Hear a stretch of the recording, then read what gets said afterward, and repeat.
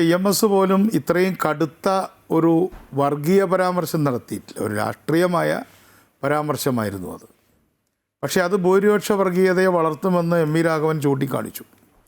അതായിരുന്നു MVRൻ്റെ ബദൽ രേഖ അഥവാ ആൻറ്റിതീസിസ് EMSൻ്റെ തീസിസിനെതിരായിട്ട്.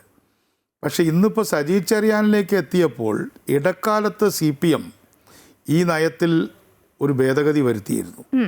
കോടിയേരി ബാലകൃഷ്ണനും MV ഗോവിന്ദനും സെക്രട്ടറിമാരായിരിക്കുന്ന സന്ദർഭത്തിൽ മുസ്ലിം ലീഗ് എന്ന പാർട്ടി ഒരു മതേതര ന്യൂനപക്ഷ പാർട്ടിയാണ്.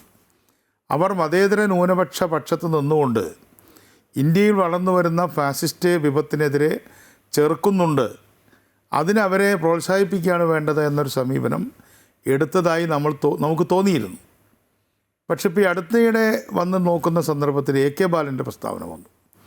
AK ബാലൻ ജമാഅത്തെ ഇസ്ലാമിയെ ചാരിക്കൊണ്ടാണെങ്കിലും അടിച്ചതെല്ലാം ന്യൂനപക്ഷത്തെയാണ് എന്ന് പറഞ്ഞാൽ ഒരുതരം ഇസ്ലാമോഫോബിയ പരത്തിക്കൊണ്ട് കേരളത്തിൽ രാഷ്ട്രീയ നേട്ടമുണ്ടാക്കാനുള്ള പരിശ്രമമാണ് ഇപ്പോൾ AK ബാലൻ, സജി ചെറിയാൻ ടീം പിണറായി വിജയന് വേണ്ടി ചെയ്യുന്നത് എന്നതാണ് യാഥാർത്ഥ്യം.